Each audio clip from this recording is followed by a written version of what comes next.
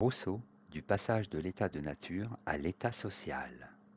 La société civile se fonde sur la propriété privée et sur la reconnaissance et le respect de celle-ci par tous. Ardent défenseur de l'état naturel, Rousseau déplore que le contrat civil ne soit pas basé sur le principe que la terre n'est à personne et que ses produits sont à tous. Cependant, le passage de l'état de nature à l'état social engendre un progrès moral. Le sens de la justice se substitue à l'instinct. Droits et devoirs viennent régler les appétits et les impulsions physiques irraisonnées. Dans l'état de nature, l'homme est un être profondément égoïste qui n'agit qu'en vue de son propre intérêt.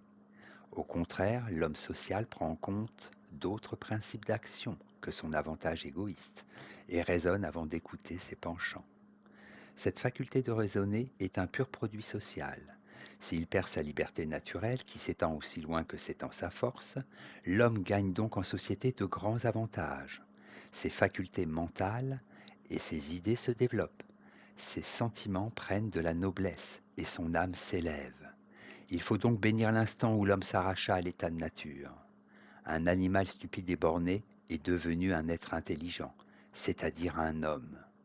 Par le contrat social, l'homme perd sa liberté naturelle et son droit illimité sur toute chose. Il gagne en échange la liberté civile et la propriété privée de tout ce qu'il possède. Enfin, il gagne dans cet état social ce qu'il ne possédait pas avant, la liberté morale qui lui permet de sortir de l'esclavage de ses passions.